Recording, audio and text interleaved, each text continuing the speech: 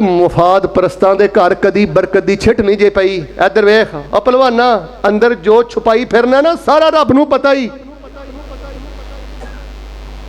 सारी बेबरकती दी वजह ही कि अंदर एहतसाब वाला जज्बा नहीं कि रब को सिर्फ शाबाश लेनी है। बस अज अज़म बिल जज़म अज़मे रासी करके उठो कि जेड़ा भी कदम उठाना है, जेड़ा भी बोल बोलना है, मिल के बोलो अजर किद को लेना है, शाबाश किद को लेनी है।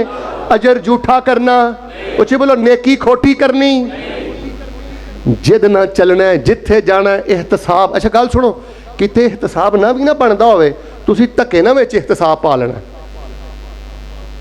धक्के ना एहतसाब पा लेना है। नीयत है ना,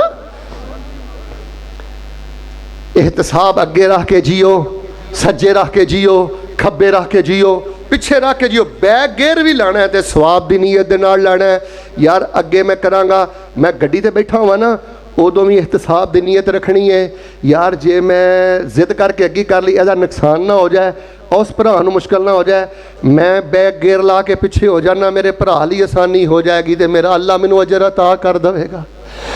गड्डी चलांदियां भी एहतसाब, गड्डी चलांदियां भी पुत्र तकबर नहीं करना कि मेरे थल्ले नवीं गड्डी है, पुत तकबर नहीं करना लोगों को टुटे साइकिल भी नहीं, कपड़े सोहने पाना ना, उदों भी एहतसाब। मेरे अल्लाह ने मेरे ते करम किया है तो अल्लाह ताला ने आख्या जब मैं पैसा दवा हलाल दवा तो सोहना पाओ, मैं ताड़ा अल्लाह ताड़ा सोहना पहनिया वेख के खुश हुन्ना, उदों भी नीयत रखनी है। अल्लाह फरमांदे ने कपड़े सोहने पा के बाऊ तू बन जाना है तो अजरो सवाब दे दरवाजे मैं खोल देना। आखिरी 1-2 मिनट ते गल खत्म, आखिरी हदीस सुन लो। फरमाया इल्लल्लज़ीना ताबू व असलहू व अखलसू दीनहुम